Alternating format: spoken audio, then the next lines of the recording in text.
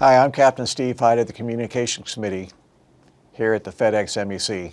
With me today I have our negotiating chairman, Captain Pat May. Hey Pat, welcome. Hey Steve, thanks. Back in June you came in here and you laid out the plan for the retirement evaluation plan. At that particular time we had already commenced with phase one, which is the data collection.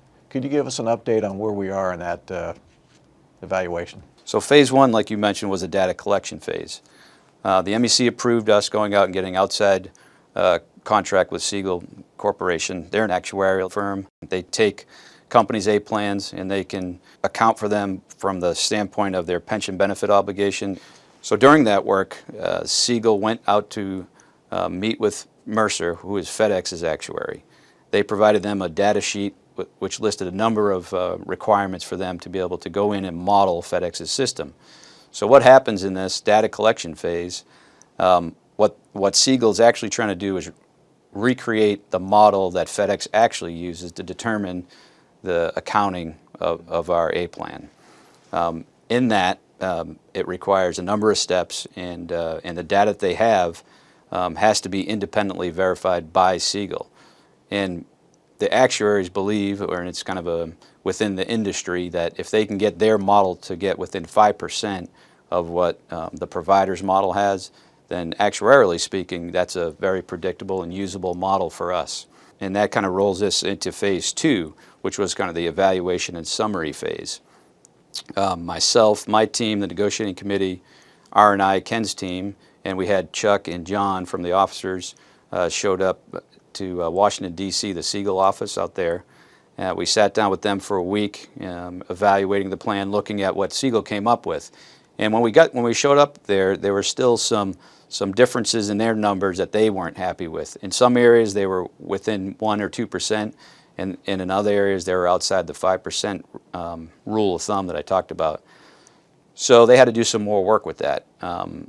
During those times that they were working on that, we were able to kind of meet in small group and discuss what we were there doing, the work we were doing, and the information we were trying to provide to the MEC, so we could focus on providing the MEC very accurate information at the end of this in October at the October meeting.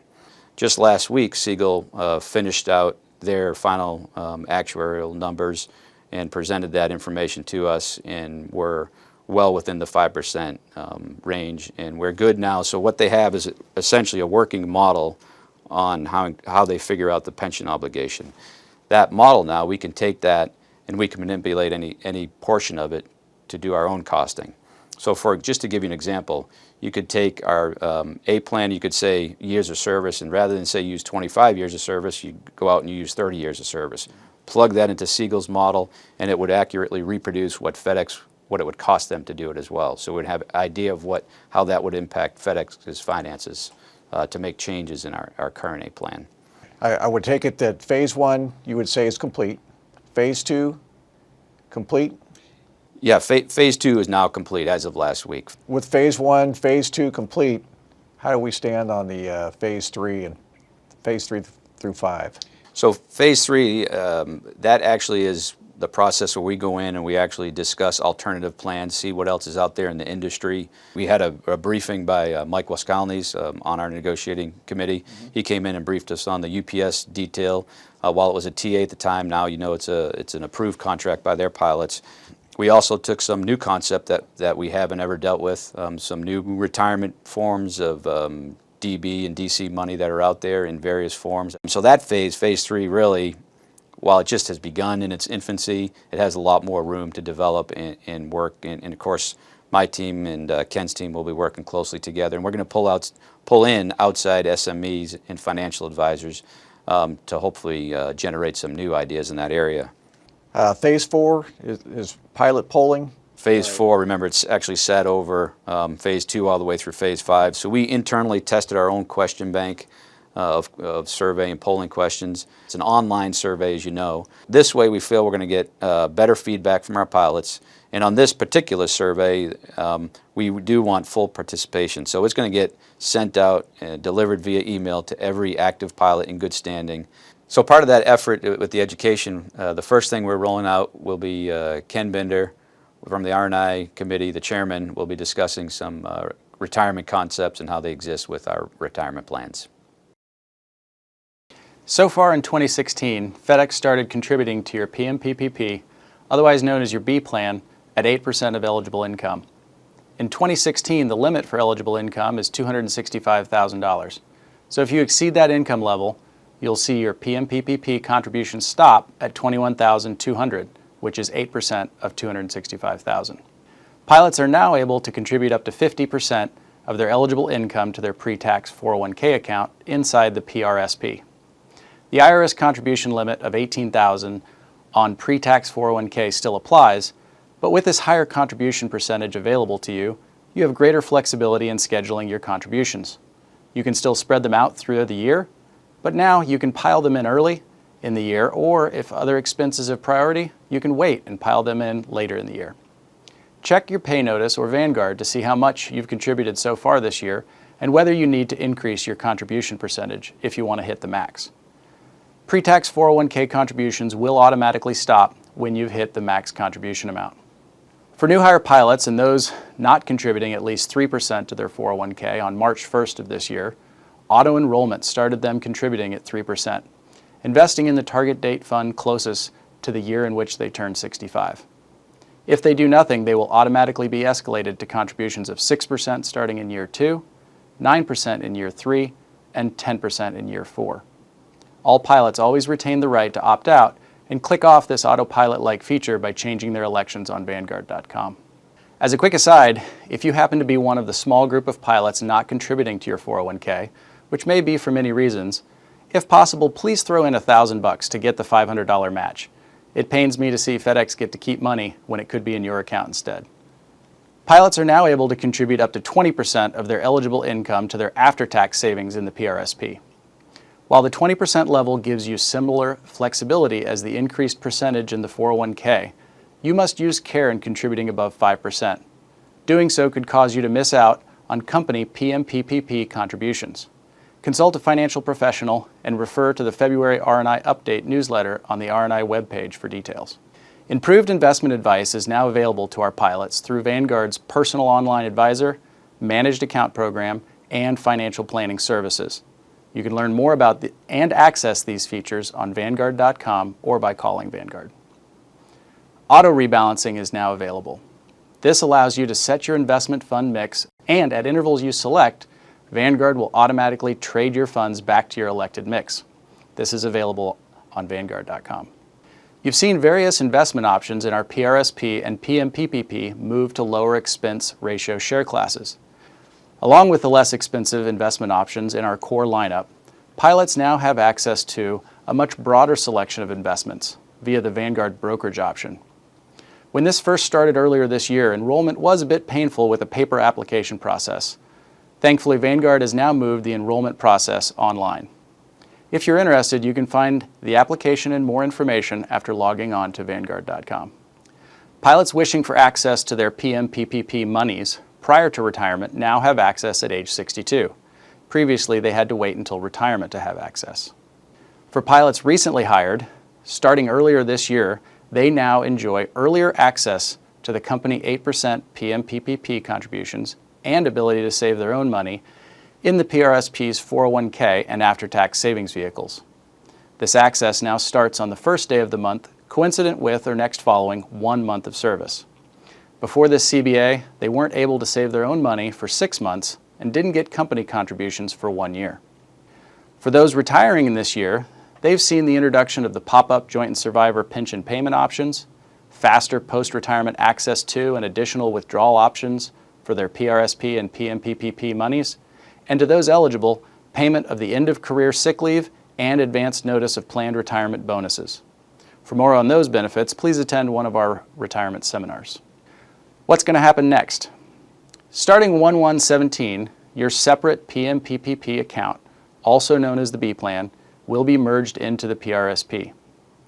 The account will become one of the sub-accounts in your PRSP. These different sub-accounts can be viewed on Vanguard.com when you view the By Source of Contribution. The monies in this sub-account will retain the rules surrounding money purchase pension plans, namely in-service withdrawal age of 62, and spousal consent for naming a non-spouse beneficiary or selecting certain forms of payment. Coincident with this merger, the company will start putting their 8% contribution into a newly created subaccount in your PRSP instead of the PMPPP.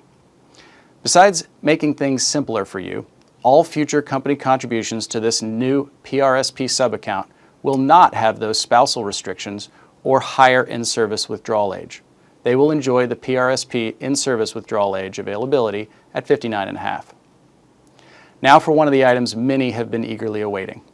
Roth 401k will be here on 1/1/17. There will be more education out on this in the months to come, but I want to address a common misconception out front. Some people think that many of us are not eligible for Roth 401k because of income limits. If we were talking Roth IRAs, that would be true.